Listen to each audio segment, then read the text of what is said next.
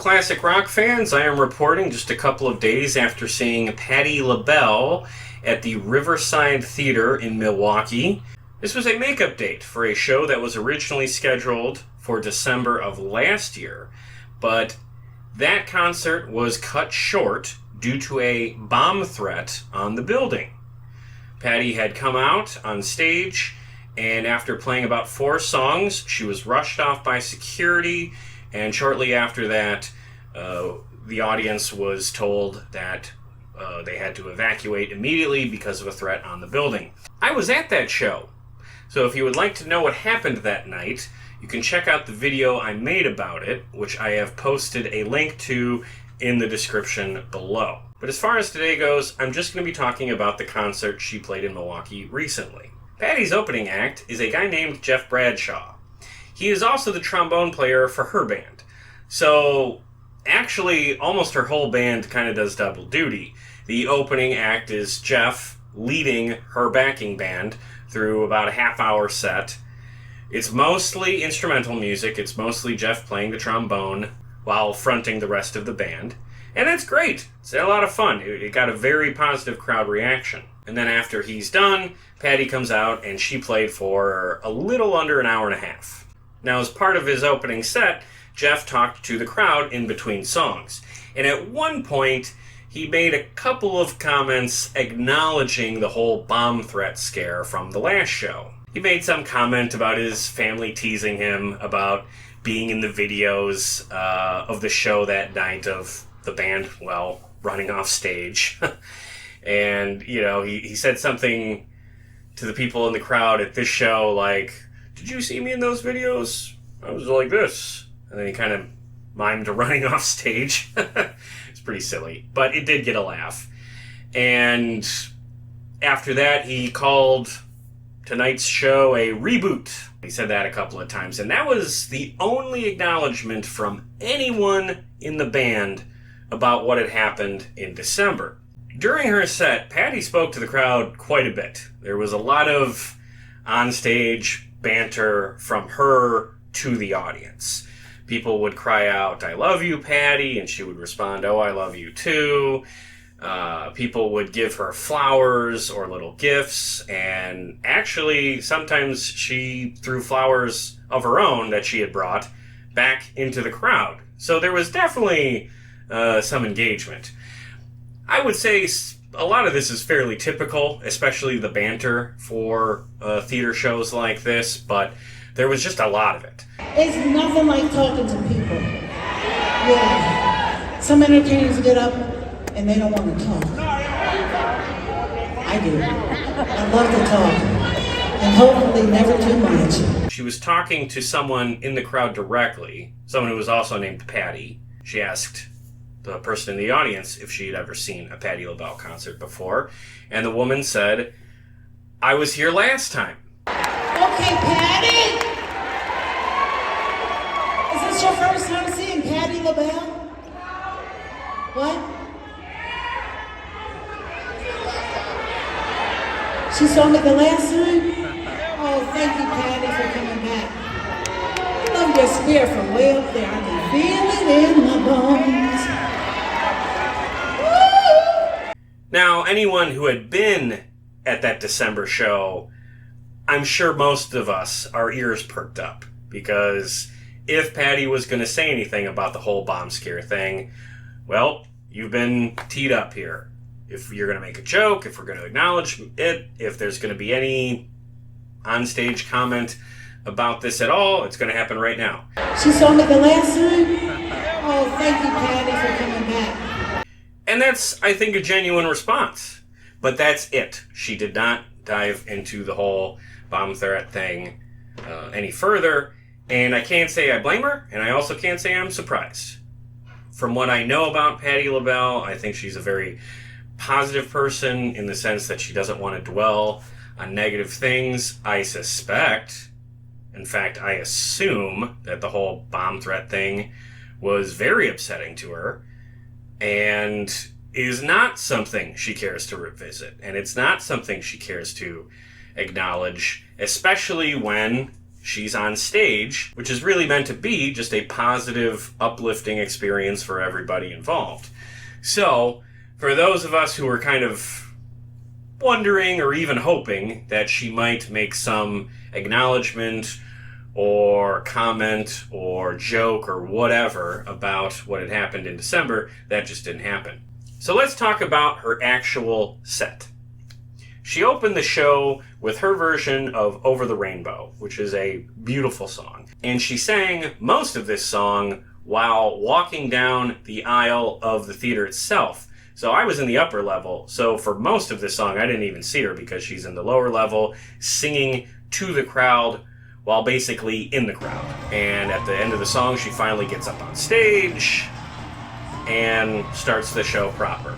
And the start of this show was very similar to the aborted set that she had started in December. She did the song Something Special Is Gonna Happen Tonight, her original version of Love, Need, and Want You. She made the comment about how other artists have either sampled or covered this song, but she did it first. This was done by Nelly and Kelly, Lloyd. Don't get it twisted. I did it first. And then she said the same thing about the song If You Asked Me To, which Celine Dion later did. She made a comment about Celine Dion singing it, and she said, but again, I did this song first. This is a song that was recorded by my good friend, Miss Celine Dion. Oh yeah, give the lady a hand as a heaven can sing. But don't you ever get it twisted. I did it first. And I will say, If You Asked Me To is my favorite Patti LaBelle song. So at the very least, I can say I've seen her play it twice. That's pretty nice. Unfortunately, she did not play in this show either New Attitude or Stir It Up, which are my other two favorite songs of hers, because I became a fan of Patti LaBelle via the Beverly Hills Cop movies. I love both of those tracks. In December, she played New Attitude, but she did not play either this weekend, which I will say I'm a little disappointed by, but what can I say? I don't think she does Stir It Up really at all anymore, and I saw her do New Attitude already, so not the worst thing in the world. Instead, she did a song I was not expecting to hear, one called Tennessee Whiskey. You might recognize that. That is a song that was covered quite famously recently by Chris Stapleton. So I guess Chris Stapleton is someone who's impressed her because she gave him a shout out while introducing the song that she was about to play. And she sang it very well. And then from there it was, I would say, a typical Patti LaBelle set list. The highlight, of course, being On My Own, which is a song she did way back in the day with Michael McDonald as a duet. The guy from her background singers who came forward to sing Michael McDonald's part was fantastic. He sounded great, so it was a beautiful duet. And that is a great song, so it was a real treat to hear that live. After that, she played some of her praise music or worship music, church music, whatever you want to call it. Just a couple of songs that were obviously inspired by her faith, as that is definitely something that's very important to her. And that went actually over very well with the audience. There was a lot of people reacting and singing along to those songs. And even though that genre of music I don't know a whole lot about, doesn't do a whole lot for me, in the live setting it was quite enjoyable. And then she started to wrap up the set with a surprising cover of Foreigner's I Want to Know What Love Is.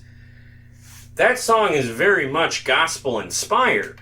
So placing that song directly after some other gospel tracks worked really well for the show as a whole, and I happen to love that song, so that was a real treat and a surprise.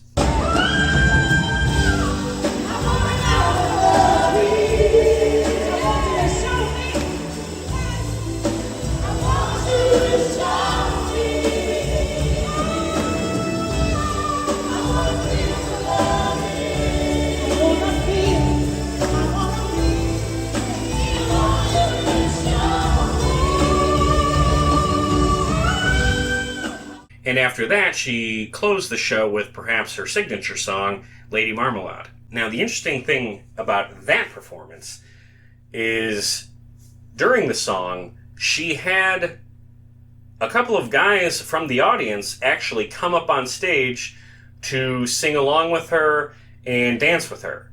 Now, that might sound charming, and it was, but it was also a little, how can I put this, anxiety-inducing? You know, it made me a little nervous, because some of the guys that were on stage, you could tell were a little tipsy and were a little uncomfortable suddenly being in the center of the spotlight, and, you know, at one point or another tried to dance a little too close to her, and there was just a little bit of holding your breath while this was going on. I have to imagine that this is only part of the show because Patti loves it. I imagine it's very frustrating for her security team, because I do recall at one point, the last guy they had to get off stage, the security guard was very direct with his pointing, and it seemed like the last guy who was on the stage did not actually want to get off stage at that point, and security had to be pretty firm. But in any case, nothing went wrong. Everybody, you know, at least tried to sing and tried to dance, and, you know, a couple danced pretty well, and it was fun.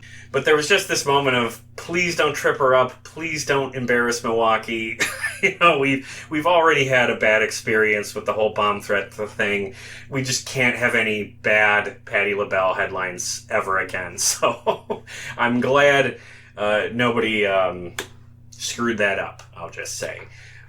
So the show ended on a positive note. It just went really well. And the through line for all of her songs is that her vocals are incredible.